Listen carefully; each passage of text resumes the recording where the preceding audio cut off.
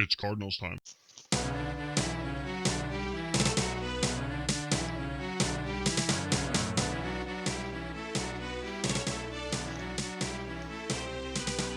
Hey,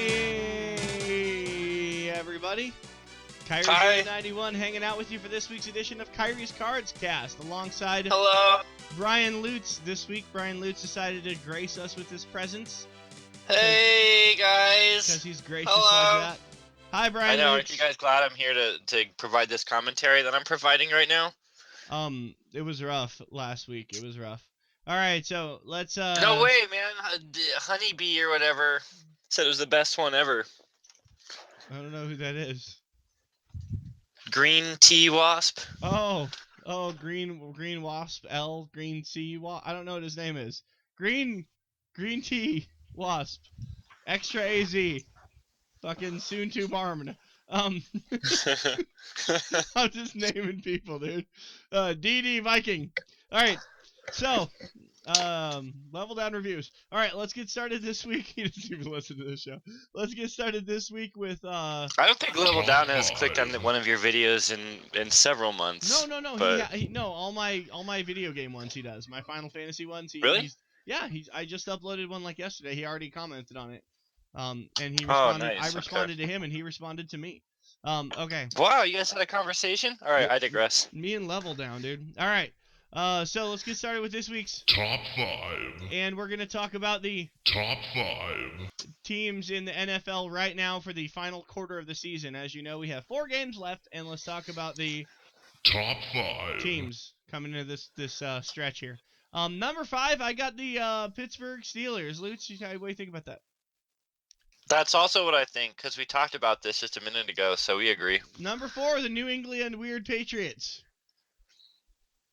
Yeah, I agree. They deserve that number 4 spot. In fact, they technically might not be on this list. I mean, they're still kind of hovering here just because of the entire season's body of work. But like as you said, going into the last quarter of the season, it remains to be seen if they even belong in the top 5 right now. We'll let them prove us one way or the other, though. Well, that's why I put him at number 4, because they have had an excellent season. Tom Brady, they're still talking about him for MVP, and Belichick is still being talked about for coach of the goddamn year, which would put him at 4. That would tie him with Don Shula, who currently has 4 coach of the years. Don Shula is the all-time leader in coach of the years. Coach of the goddamn year. Yeah. Number 3. The goddamn year of our Lord. Number 3 is going to be a little bit of grown man business. Denver Broncos. I threw in a grown man business, by the way. That's what that was. The Denver Broncos, I'm putting at number 3, ahead of the Patriots. I think the Broncos are playing better football right now. I think if I would have made this list, 4 weeks ago, I would never have put the Broncos ahead of the Patriots. But right now, man, they're playing better. And as soon as they start Peyton Manning again, they'll be out of this top 5 list. That's right. So Just watch, man. You don't believe me? Just watch. And he can guarantee that because he has some say into what teams go on this list. So, yeah, I think that the move to Brock Osweiler was the way to go. Look at Peyton's stats in the season, bro. It's 9 touchdowns, 15 or 16 picks or something like that. Just go sit down. Oh God. Okay. Number 2, Carolina Panthers, are playing some amazing football.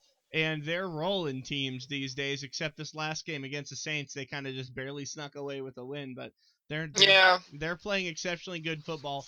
Cam Newton is, in my opinion, the NFL MVP. I wish I could say Carson, but it's got to be Cam. Mine too. Mine too.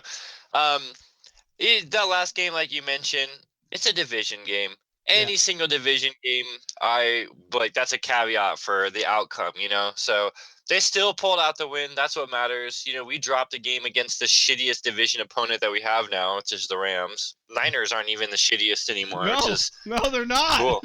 Fuck the Rams. Oh well. They belong in the basement by themselves. Number 1 has got to be the Arizona Cardinals, and I'm saying that first of all because I'm a Homer Cardinals fan. And second of all, because I genuinely believe it. I think the Cardinals have the most complete squad. I think on both sides of the ball and on special teams, we have the most well-rounded team. I think we are truly the best, most complete team in the NFL right now. Oh wait, you know who I just realized isn't on your top 5? It's the Tell me. freaking Bengals. I was thinking about putting them at number 5, but I think that Pittsburgh is on an uptick right Yeah. now. I think Cincinnati's on a downtick.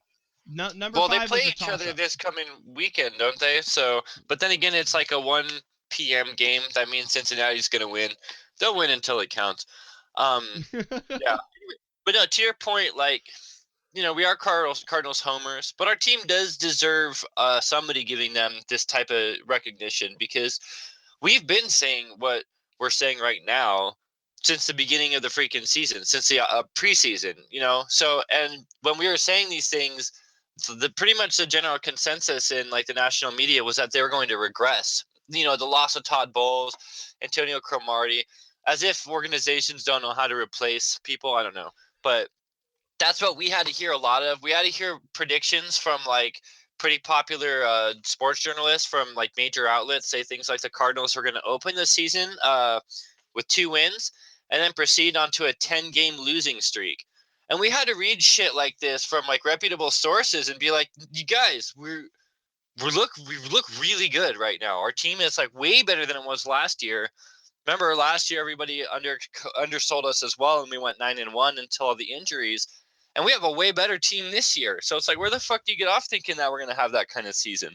So it's important that we do stick up for our team. I think that they are like the best position to win the whole freaking damn thing right now. So that's what we're doing. Number 1.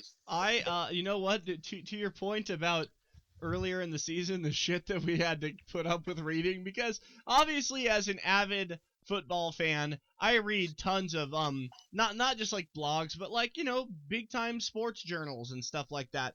And there was one guy, and I wish I could remember who it was. He was on Sports Illustrated though, on SI.com, and he commented when he was talking about how the Cardinals weren't going to be as good. One of the like points of evidence that he provided was that we had failed to replace Ted Ginn Jr.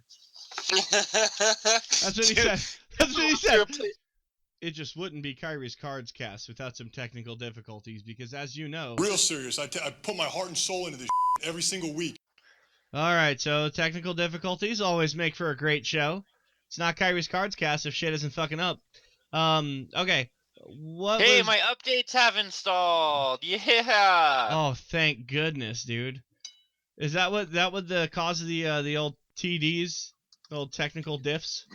Bro, I wasn't up to date. Just like pause the show. Hold on a minute.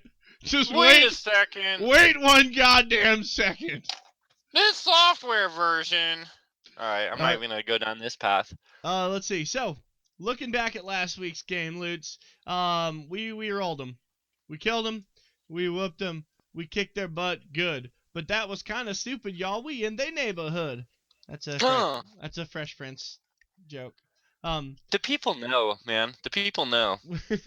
Tell me about last week's game. Like, so did the Weinfussbergs or whatever. They're gonna sue you now. Weinsteins. I don't know who those are. Dude, like the Weinsteins or whatever, the guys that like produce that show, Harvey and wait, no. Do you remember at the end, it's the 2 Jew guys? Come on, man. I don't know, dude. The show, the black people. Come on. I don't remember talking about the last week's game against the Rams. It was good. I'm gonna admit something. I fell asleep in the second half. Oh shit. My headset came unplugged because we were winning. I was tired. Let's see. Shoop boop boop.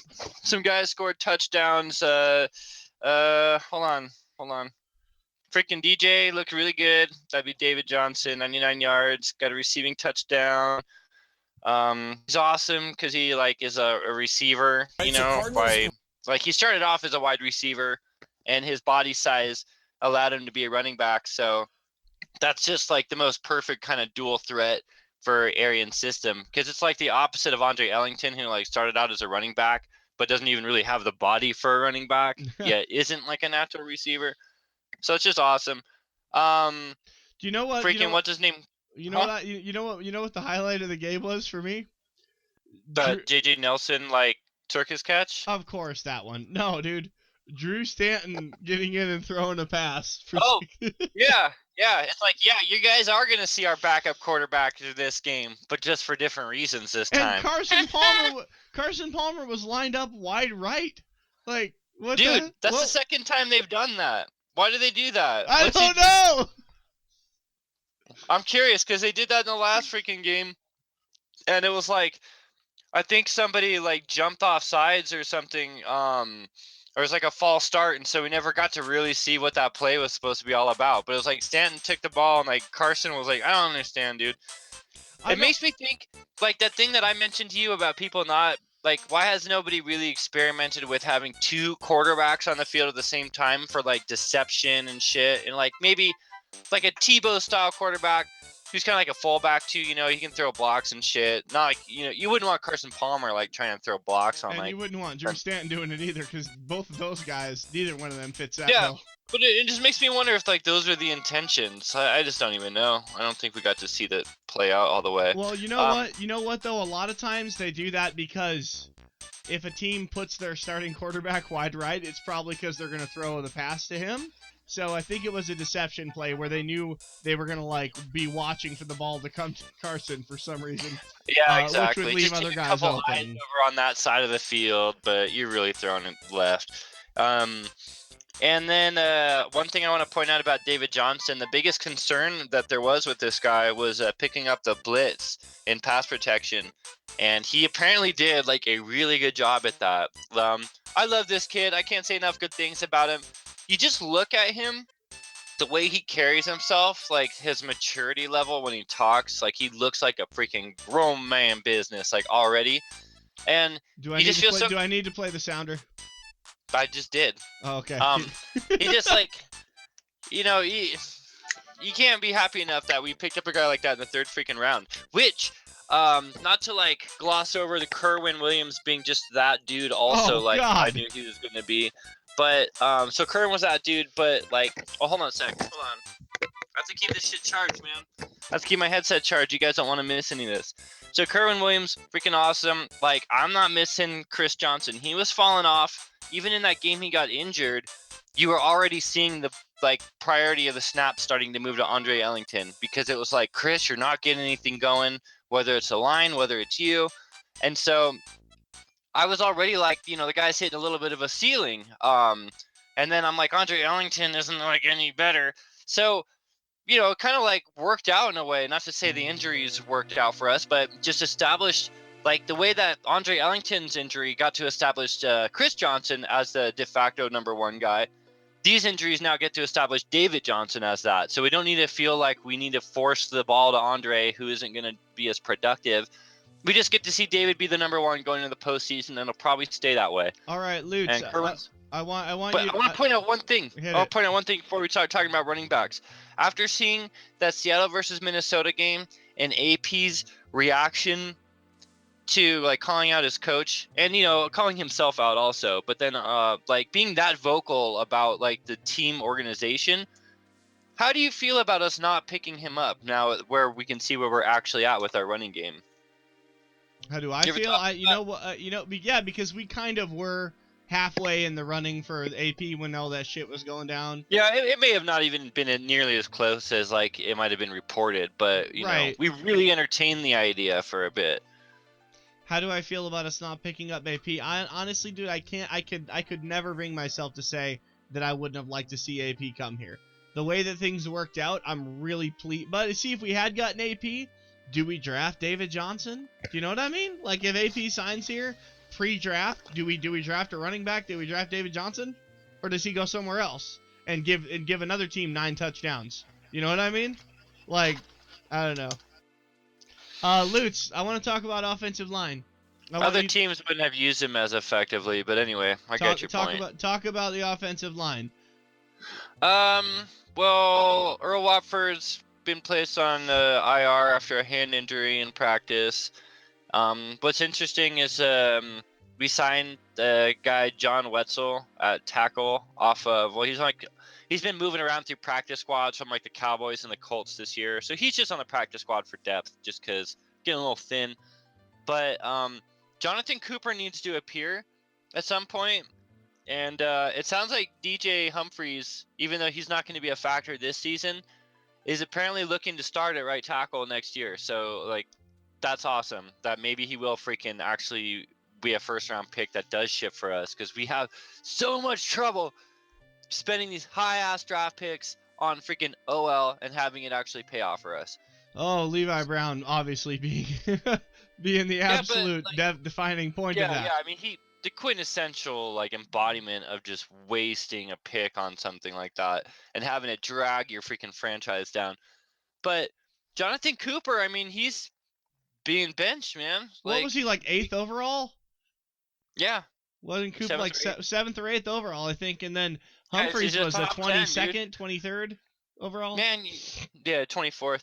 You're a top 10 freaking offensive lineman pick, like a guard. Holy shit. Like, Yeah, that yeah. Sheriff guy at Washington was like the only one in the top 10 this year, wasn't he? I don't Pretty know. sure. It's hard to see a draft. I mean, when an O lineman goes in the top 10 or like the top 5, they're so like Matt Khalil's a good example. Dude, that guy is so phenomenally good. Like, shit does not get around that guy. And I think wasn't he the first overall when he was drafted? I'm not sure. You know what? While you're talking about something else, I'm gonna look that up. Well, it's not like Jason Peters is good, one of those. Joe Staley, and then whatever that fuck's name is, like Thompson or whatever on Chicago or the Cleveland Browns. A lot of people say he is actually the best one in the league, but I digress. Okay. So- Here you go. The 2012 draft. Number 1, Andrew Luck. Number 2, RG3. Number 3, Trent Richardson. Number 4, offensive tackle Matt Khalil to the Minnesota Vikings. Isn't that the irony? Is like he's like right now the most effective one of those. Of picks. those 4, and behind, hey, and guess who was number 5? Freaking Justin Blackmon. Oh man. I know, and Michael Floyd was number 13 that year, and everybody was talking about how it was Justin Blackmon and everybody else when it comes to wide receivers in the 2012 draft. Justin Blackmon was heads and shoulders above everybody. There was no competition. Michael Floyd and all these other guys were okay, but they were nothing compared to Justin. Man, look how that worked out. At least the Jaguars actually seem like they've got a really good wide receiver now, and that one Robertson guy. Yeah, but it wasn't Justin Blackmon, though. And they No. drafted him freaking 5th overall. Okay, what's the next topic on the agenda? Well, I just want to mention Stephon Taylor injured his shoulder. Doesn't look serious, but he's day-to-day. Also on the offensive side of the ball, Jermaine Gresham is still day-to-day as well. So I wouldn't expect either of these guys to play tomorrow. Yeah, but Darren Fell's been doing the work, though. Yeah, he's been good. And also just want to point out that the Cardinals did with these, backup running backs that we're all really afraid of, not being able to get the job done. They tallied the team's highest rushing yards, which is like over 170 something, which is our highest since week 5, and that's against the Rams defensive front. So, considered the best one in the NFL. Dude, how about Kerwin? It's gonna be Kerwin, dude. Kerwin. It's gonna be okay. How?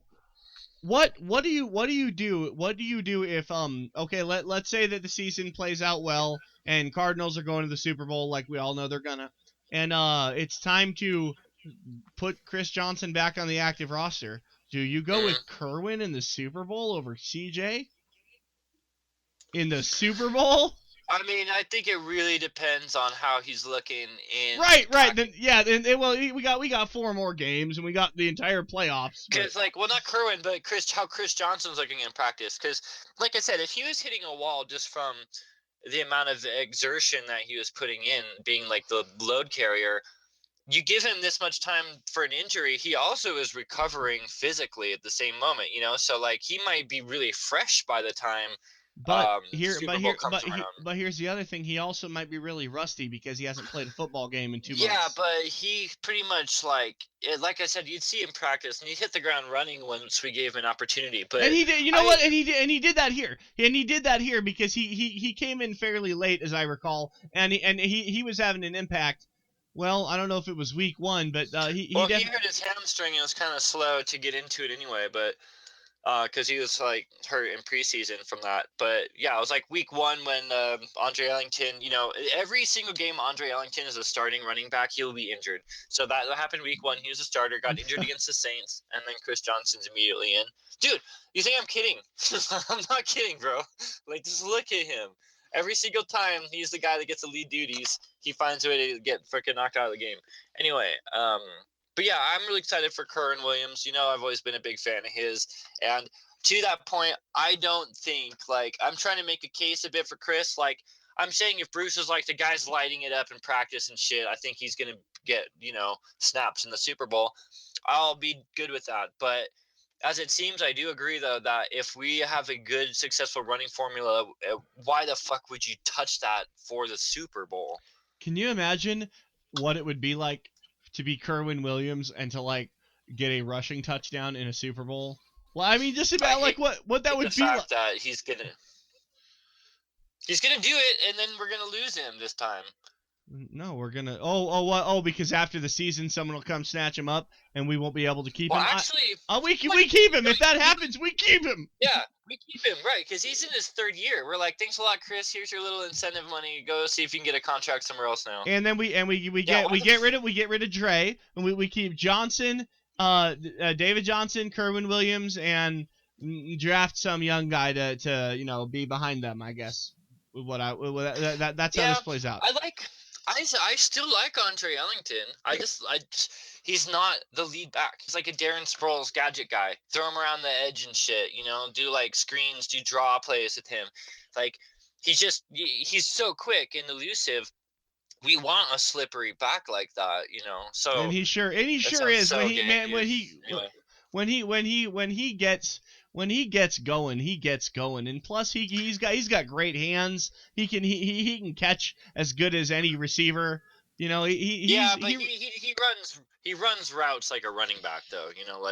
When he choked up on that one route when he's just scared that Carson was gonna throw the ball at him. I don't know. Remember that? I don't know what the fuck he was doing, dude. It was he pretty much had a touchdown if he just kept running his route instead of stopping. Carson Palmer wasn't gonna lead him on it. All right. Get it. Time to move on. NFC West. Seattle manhandled the shit out of Minnesota. Here's what I gotta say about what. We're not done talking about our defense. I just want to make one comment before we move away from our team. Well, too, Frosty Rucker still day-to-day, also probably not playing this weekend. And DJ Swearinger, that safety that we signed, has been promoted to the active roster, so he'll actually be playing tomorrow. I wonder who. Wait, then who is? Who? What's our safety core look like? Tony Jefferson and Rashad Johnson are both a little dinged up. And then the Honey Badger's been playing out of the slot corner a lot. So okay, so they'll probably put him at free safety. I haven't looked into it. Because Deion Buchanan plays the strong safety linebacker hybrid. That's what he does. Okay, I want to talk about this now. So, Seattle kicked the shit out of Minnesota, and here's what I'm saying. I know we're gonna win the division. It would take an epic things go wrong for us, things go right for Seattle for them to win the division. I know we're gonna win the division, and we'll have a better seed than Seattle. But I do not want to play those guys in the freaking playoffs because they're playing well right now, and that squad turns up the heat in the playoffs. I don't want to have to meet up with them, even if it's on our field. I do not want to play Seattle in playoffs. You know what's so annoying about all of this? The thing that pisses me off the most about this whole thing is Jimmy Graham. Yeah. I've been saying it all goddamn season that it was so random for them to sign that guy. He doesn't fit their team philosophy, yada, yada. They wanted Russell Wilson to be a pocket passer. So Russell's got this freaking burden of having to try to include that guy in the game the whole time. And it just it wasn't happening. So now that fucker got injured and is just no longer a concern in that regard, they're just starting to blow people off the field again. It's God damn it. And then they have freaking Beast Mode Jr., that Rawls guy. Oh yeah. Wait, why do you get another? It's like Brett Favre and Aaron Rodgers. It's how do you go from the other greatest running back ever to the next one? What? Do you ever get tired? Do you ever get tired of being right, Lutes? No. I do pay attention to foosball, so. People should just start listening to what I'm saying about it. Is what should happen. Okay, let's see. St. Louis is terrible. They're gonna fire Jeff Fisher real soon.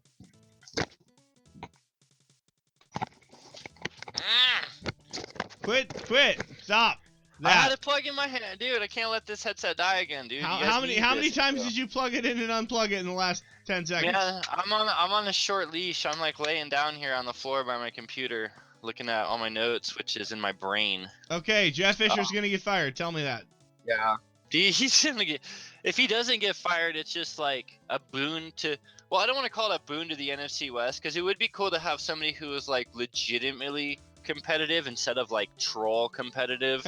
But still, I mean, the Rams, like, I don't know, their team's gonna relocate, but they just have, like I said, they have too much talent on that team to be 4-8 right now. Like, they're not even gonna finish 8-8 as much as we like to joke that they do. They don't even do that anymore. Now they're just losers. The Fitz caught his first ever pass, his first ever career reception in St. Louis, and he also caught his 1,000th career reception in St. Louis. Let's comment on that. Congratulations, Larry Fitzgerald. Woo, 1,000 Fitz! catches. You did it. And what, your 4th season or some shit with 1,000 yards receiving? I think it was Something his like that. 7th, man. 7th, man. I'm pretty sure it was There's his a 7th couple year. dark years in there, okay, where like. But you know what the crazy thing is? Fitz got 1,000 receptions earlier than anyone else ever has. He's the youngest player to ever hit 1,000, and I think there's only like 10 or 11 guys that have ever done that, but he's the youngest, and he did it with the likes of John Skelton and Kevin Cobb and Ryan Lindley and. That can't be understated, dude. Like, he wasn't Jerry Rice. He didn't go from fucking Joe Montana to Steve Young like to Rich Gannon, and yeah. No. Yeah. It's Or gay. or Michael Irving, who had Aikman throwing the ball to him all those years. Yeah, Arizona's got to make it up to him, man. We got to win this owl this year. I think that's how Lutes is saying Super Bowl this year. Okay, let's move on. So, Green Bay. It's a superb owl. Everybody knows this on the internet, man. Green Bay won the most horseshit win I've ever seen against Detroit. It wasn't bad officiating. It was just the stupidest bullshit I've ever seen to end a game. A 61-yard Hail Mary on Thursday night last week. And not even just any Hail Mary, dude. A Hail Mary with 0 seconds on the clock to start the play because it was an extra play. It was an untimed down. Yeah, it was an untimed down. Untimed down, yeah. And here's the thing. Green Bay led for a total of 0-0-0 in that game. Like their total amount of time with the lead was all zeros. Not for 1 second of gameplay did Green Bay ever have the lead, and they still win the game.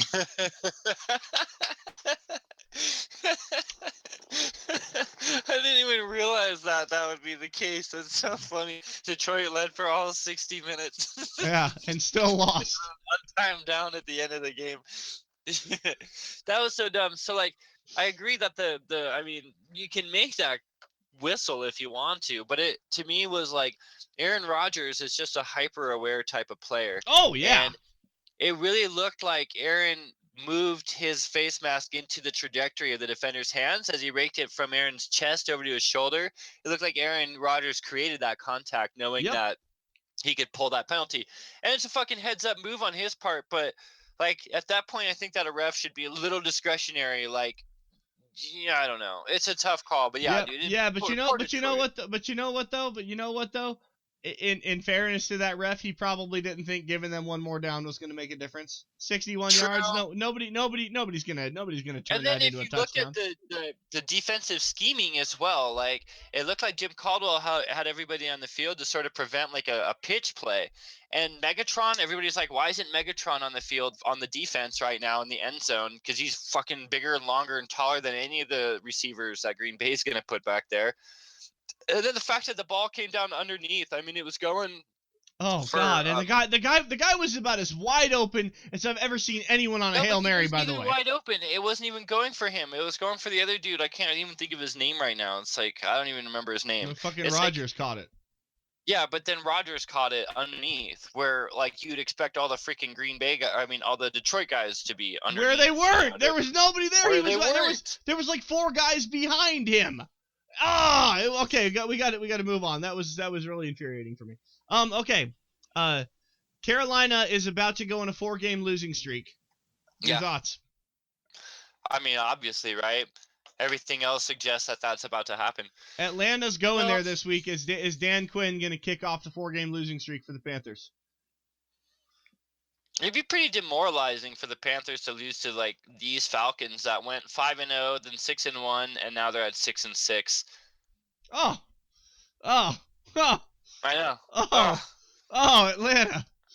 I know. What the hell, guys? And that was another team that was like, they were like the super Carolina at the beginning of the season because they have a lot of fans.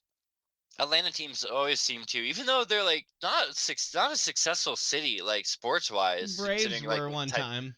Yeah, in like the 90s and shit, the Braves had their moment, but like typically like the Atlanta teams don't like find that type of success to warrant like how many random Atlanta fans there are all over that. It have nothing to do with Georgia or Atlanta or anything. But this people would point out like when Devonta Freeman would be like the clear rushing yard leader, Matt Ice had freaking like passing yards lead and like touchdown lead, and they just like, and Julio Jones was like the reception yards and touchdown. You know what I'm saying? Like the Atlanta offense was looking so good that I had people keep shoving this in my face, and I kept telling him like, no, dude, it's a Temkin Village, it's a freaking facade. Like they are not going to maintain this shit. They just like got that Dan Campbell-esque like new coach burst, let's try to do it. And like they're still the same Falcons that they were last year. So what was going to change? I mean, yeah, coaching can do a lot for a team, but like, I don't know. I've never found like any of those guys to be ultra clutch. I mean, in the right moments, yeah, but not like going the distance. Well, I'll tell you what, I'm torn here because I want the Panthers to lose. But God, I love watching Matt Ryan get picked off. I love it. It's like, I know it's so tough, but at the same time, like I don't want the Panthers to ever have to truly respond to real adversity. They've played the NFC and the AFC South. Just let that sink in for a moment. That's been who they played, and then they played a Green Bay team who technically got swept by Detroit this year. We all know the score there. Right. And Seattle, they played and they played the depleted ass Seattle team where Marshawn Lynch was his first game back from injury. They were missing Bobby Wagner, who, that's an impact player for that team. Jimmy Graham was still playing for him.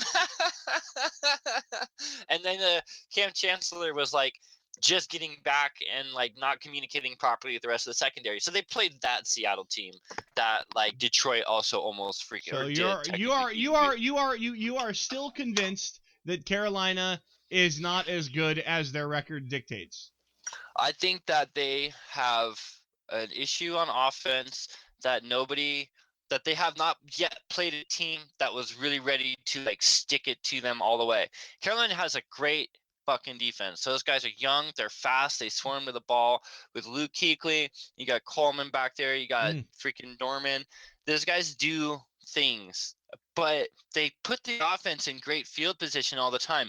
If they're playing a team that has a comparable defense, maybe in Arizona, as Stephen A. Smith would say, but a better offense, maybe in Arizona, it's like they're not like the field position battle isn't going to give them the win in that case. They're not going to out offense Arizona.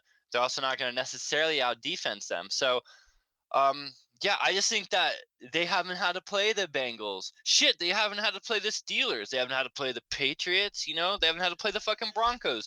They haven't had to play any of the teams that are considered elite this year. And they played the Seahawks at a time when the Seahawks were beatable. Yeah, that's true because the Seahawks have been hot lately. The Seahawks have felt hot lately. You know what? The Seahawks had already been hot before we went and played them. They're on a 2-game winning streak. They already were turning it up by the time we went out there, and we dropped 39 on them. That's right, we did. I remember. And then that was their one loss, and then they've been on a winning streak since then. So we beat them during their like rush, their push here. Okay. Carolina wasn't going to do that. Carolina came back in the fourth, like barely fucking squeezed out a win. We gave them 14 points. We were essentially blowing that team out during this shit. So I still maintain that Carolina is going to go down to probably only the Cardinals in the NFC. Okay. Okay. Okay. Fine. Last question on the topic. Does Carolina lose a game this season? I mean, if they run the table like 14 games or 15 games, I wouldn't see why they would try on their 16th game. I mean, why would you not? If you had the first seed already locked up in the NFC, why wouldn't you put your backups out there? Did you really? I guess if you're that close to setting that kind of milestone, I mean, I guess it makes sense to go for it. Let me run it by you real quick. Atlanta's coming to Carolina. Who wins that one? Carolina. Okay, Carolina's going to New York to play the Giants. Who wins that? The Giants. I think the Giants could win it. Okay. Well, no, shit is so tough, dude. Because he loves throwing himself a pickle sandwich, and Okay. they got the people on the personnel in Carolina to help make it. Finally, week 16. Next, after that, they go to Atlanta to play the Falcons again. Second time in 3 weeks. And then they finish out the season at home in Carolina against Tampa Bay. Which I think Tampa Bay can come into Carolina and spoil their unbeaten season. Yeah, but like I said, they'd be locks for NFC top seed by that point. Yeah. So there's no, they probably wouldn't even. Derek Anderson probably starts that game. It was like the 2009 Saints. Remember, they opened up 13-0, and then that was all it took to be the number 1 seed in the NFC. And as soon as they did that, they lost their last 3 games. And then everybody's like, "Oh, you're going on the slide in the playoffs. That's not good." I'm like, "No, you don't see what they're doing. They're resting all of their guys so that when they go in the playoffs, they proceed to murder everybody." Or when the Packers started Matt Flynn in week 17, and he got like 500 yards and used that to parlay that into like millions and millions of dollars from other sucker teams. All right, we got to move on. We have to move on to the next one. We're going to Minnesota. Are you scared? Or Minnesota's coming here. I mean, are you scared? Before last week, probably, but not now. I mean, it's a matter of containing Adrian Peterson. Teddy Bridgewater, not that great, man. You hear a lot about this guy. He's not like that great. Like he's better than like Christian Ponder. Sure, I'll give you that. But that isn't saying much. Yeah, he's just not that great. So I'm not too concerned about his ability to beat us through the air. And they got a lot of injuries on their secondary in Minnesota right now. So I have a feeling we might exploit that a little bit. I hope so. Okay, moving on. We're going to move on to this week's edition. Seattle, by the way, cut Kerry Williams, was he cornerback? He's a defensive back from Philadelphia. Yeah. You never take the Eagles secondary, dude. No. When will anybody fucking realize this? No, I wouldn't anyways. Here we go. We gotta talk about this now. It's time to go over this week's edition of Lutes Locks. Hang on, let me turn up the sounder and play it again. Lutes Locks. Ooh, that was loud. One more time. Lutes Locks.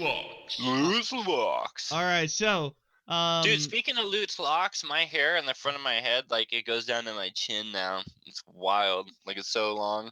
But I got it shaved on like the sides and shit, and like down half my like the back of it. Pretty wild. No, it sounds pretty intense. All right, so let's get it started. Buffalo at Philadelphia. I'm gonna say the Bills. I don't know why, man. That's just like it's a fun word to say, dude. Bills, Bill. Like dollar bills. The guy's named Bill. All right. The Buffalo Williams. Hey, Buffalo Bill. Seattle, they're going to Baltimore to play the Ravens. Buffalo William, go to Philadelphia. Oh, wait. Seattle and Baltimore.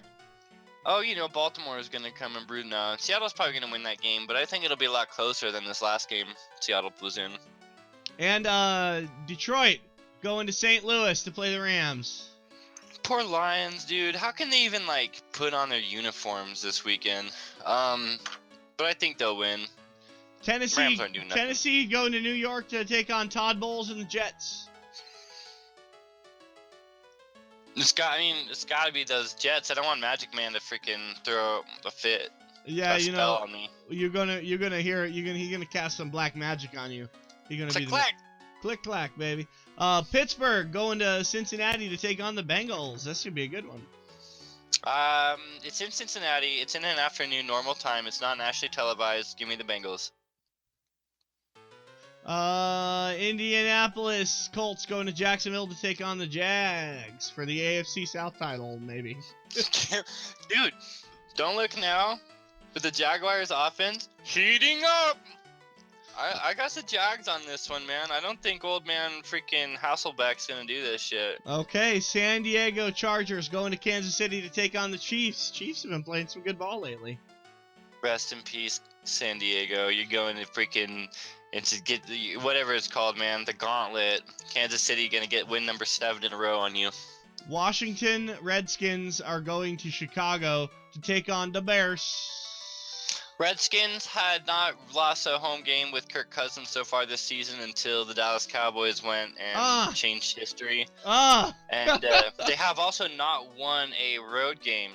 So it's so hard to say, is this like the changing of that trend right now, or should I stick with that trend? Yeah, dude, give me the Bears, dude. Fuck those Redskins. Atlanta going to Carolina to take on the Panthers. We all hope that Atlanta wins, but who do you believe will win? My pick is going to be Carolina, but my heart just fucking wants those Falcons to go out there and pull it out. As long as Matt Ryan throws 5 picks, he can still win the game. That's fine with me. Now that I've sufficiently seen the Falcons fans that were talking shit to me have responses like, bro, it's basketball season now. Now that we're at that point already, I'm good with the Falcons winning another game just to fuck with Carolina. So that's fine. New Orleans Saints going to Tampa Bay to take on the Buccaneers. Give me the Bucks, man. I'm a Winston fan, dude. I like that guy. Okay, Oakland Raiders going to Denver to take on the Broncos for a little. Grown man business. Hang on, let me play it again. Grown man business. There it is. Oakland Raiders are going to Denver to take on the Broncos for some grown man business. Who wins that one?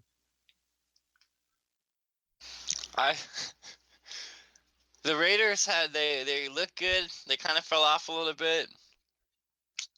I'm gonna go with the Raiders for the upside, dude. I don't know why I'm doing this. This is stupid. I'm gonna regret this one come Sunday, and be like, "What the fuck were you doing, dude?" Red Ghost just blocked you from his channel, dude. It's over. No, but he likes the Raiders too. Both of them do. Okay. Khalil Mack's my favorite defensive player. Also, me and Magic Man got that in common, and that's true. I love Khalil Mack. Oh my god, dude! I just realized that Khalil Mack almost sounds like you're saying click clack. Khalil Mack. All right. Next one, Dallas Cowboys going up to Green Bizzle to take on the Packers. Now the Packers are supposed to win this, but the Cowboys' defense is not bad unless you're talking criminally. Then they're really bad guys, like criminals. But on the football field, they're pretty good guys. And I want to see them beat Green Bay because they're not supposed to. And it's not like Dallas is going to do anything. And even if they do make it to the playoffs, it'll be kind of just hilarious. I want them to beat Green Bay, dude, because I don't want anybody to even come close to challenging Arizona for the number 2 seed, man. All right. The Week 14 Patriots go to take Houston to take on the Texans. Now, we're not talking the Week 8 Patriots. We're talking the Week 14 ones. Do they beat the Texans? I legitimately have the Texans, and not even in, that it's a huge upset. I mean, if rushing the passer is what gets at this team, Eagles have a great front, by the way, defensive front. Yeah. And they're able to use that to get Tom Brady on the ground a lot. He doesn't have receivers getting open that easily, so – he actually did. They're just kind of flopping off people's hands a little bit too. But yeah, man, Houston, I think, is going to really put the screws down on him. I expect Texans to at least make it really competitive, at least cover the spread. But I think they'll win. Plus, once upon a time, Bill O'Brien was Tom Brady's offensive coordinator, and now he's the head coach of the Texans. The New York Gigantes are going to Miami, take on the Finns. Who wins against the Finns?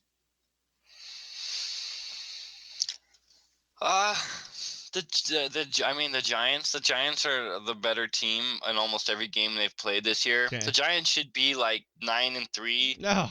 10-2. Oh. They just have mismanaged, including a game against the Patriots, by the way. Yeah, including a game against the Patriots. That they, for all intents and purposes, that they really had put away. and like somehow Oh. they managed to snap fucking defeat out of the jaws of victory, like on so many games this year. But they should win this. They should. And finally this week's. Who gives a shit? Hang on, let me play it again. Hang on, let me fix it. Crank it Gives a up. shit Who gives a shit bowl? This week's Who Gives a Shit bowl is San Francisco 49ers going to play the Cleveland Browns in a relevant game that has no meaning to a whole lot of people. Who do you believe will win this? Holy shit! Are you kidding me right now? First of all, Blaine Gabbert is 2-2. Like, that's not what the Niners are supposed to be coming into this season. So he's showing a lot of freaking promise to like the Niners fans right now that maybe there is something to do. Maybe Jed York, their president, will once again talk about football during the season as he has no longer opted to do with Blaine Gabbert around. But Johnny Football is starting for Cleveland. So how are you saying this isn't a relevant game? This is going to be one of the most talked about fucking games. No. What I mean for playoff implications. Yeah. For like, but that's any Browns game has no real bearing on that. Oh, he said it, y'all. Minnesota coming. No, we're done talking about that. Minnesota coming to. I didn't even make a pick, man. Give me Johnny, dude. I want to see Johnny. I want to see Johnny win. I told you it's the Who Gives a Shit bowl. Nobody cares. Minnesota coming to Arizona to take on the Cardinals. Final score. 28-13, Arizona. All right. I like them. I like that pick that you made there. I do Okay, so that's going to do it for this week's edition of Kairi's Cards Cast. I want to thank everybody for jumping in and checking it out. Basically, the last thing I want to say is that there is no amount of effort, sacrifice, or contribution that a single human can do that warrants them being paid a salary of $206 million. Zach Greinke, give me some money. Yeah, seriously. And I want to point out one thing, too, besides your stupid Diamondbacks talk. Are the Cardinals going to get a first-round bye in the playoffs this year? Tell me in the comments, guys listening to this. Bye. Lutes, tell him bye. Tell him. Bye. Lutes, bye. Tell him it was Cardinals time just now. Hey, guys. It's Cardinals time. It was Cardinals time. It's not anymore. Cardinals time's over. Bye, everyone.